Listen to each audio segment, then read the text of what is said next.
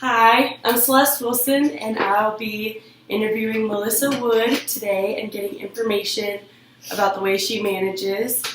We've worked together a couple of times in the past couple of years when I've been the event coordinator for the LSU equestrian team, and I've had to rent the facility, the equestrian center from Brett. So, hello, how are you? I'm great.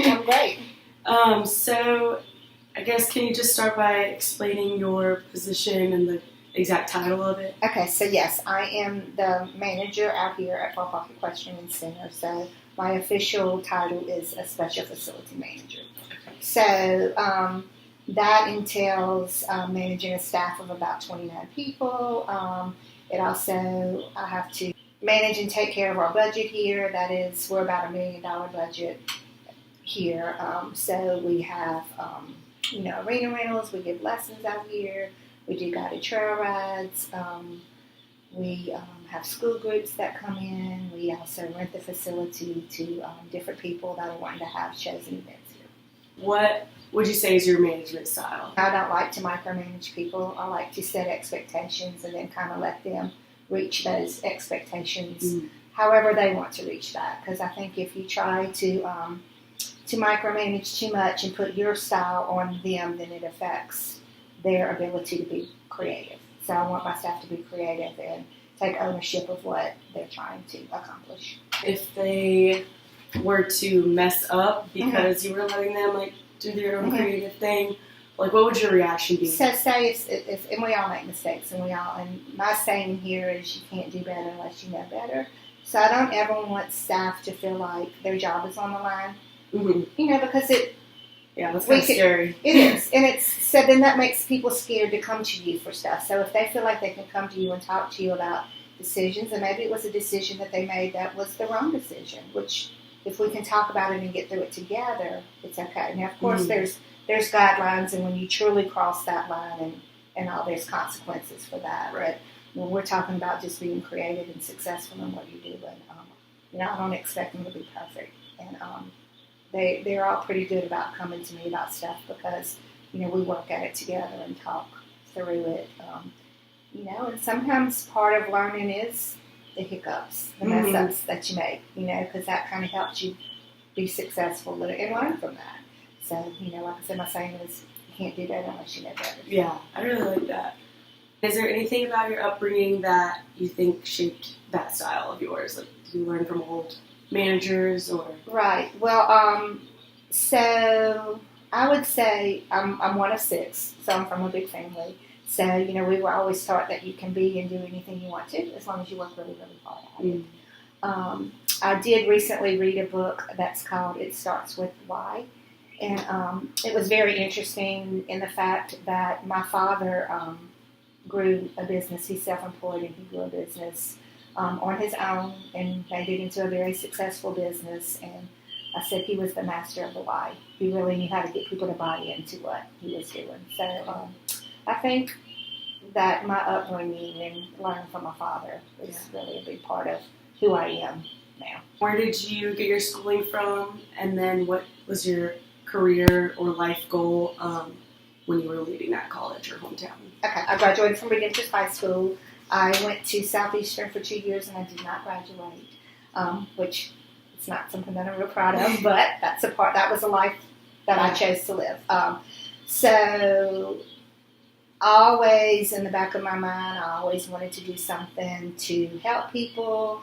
I'm real, pulls at my heartstrings really hard with kids with special needs. I really want to try to be helpful to those type people. So when the opportunity opened here at Far Park, it was not for this position at all. It was for the camp director of their summer camp program. So I did that, and I ended up in the manager position. So, I just think it was being in the right place at the right time, and I worked really hard at what I did. And so I think like I said, the sky's the limit. You can do whatever you want to do as long as you're willing to put in the work, and people notice that. And then they want to promote you and put you in positions that you can be successful in. And are there any organizations or businesses that you've met through your manager position that you've learned from? What have you learned from just your peers? Correct.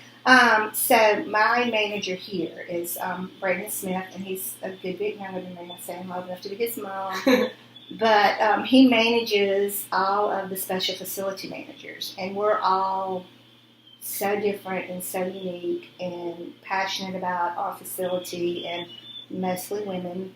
I really admire his management style and how he can look at each of us individually and set goals and expectations for us individually, not so much as a group, not so much that all special facilities need to achieve this. He kind of looks at each of us as individuals, and that's real important. So we learned that it's better to have been in that area. Like if you're going to be a manager of an account firm, you should know how to do accounting. You should know what other people are doing below you.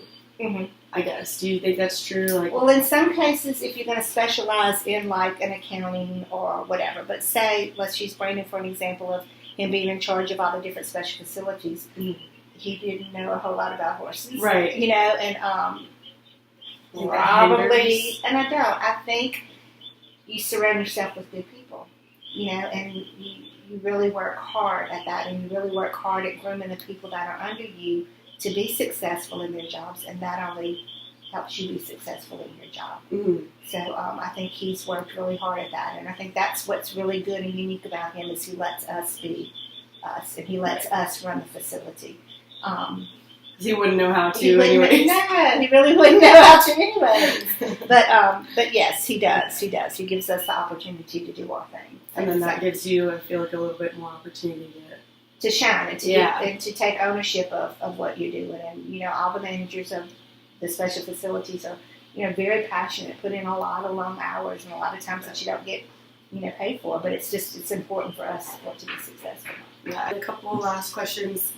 How do you hire people that would match the culture or mesh well with what's here already? Right. And that's really hard to do. You know, of course, Breck has a whole HR department that they screen all of our applicants and all that before I ever even get them and get the opportunity to interview them. It's not just my input, but what I look for is, you know, a passion and a determination and a self-driven, you know, somebody that's, you know, it's not like I have to crack the whip and tell them that they have to stay here late or whatever, that they're self-driven with those type things.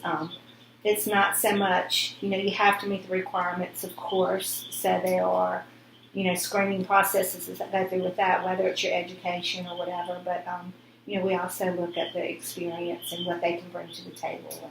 And you know, sometimes you're successful with that, and then sometimes you're not, you know, but, you know, I feel as a manager, it's my job. I feel like I have failed if somebody's in a position and they're not successful in that position. So I kind of carry that burden on myself. It's important for me for them to be successful. Right.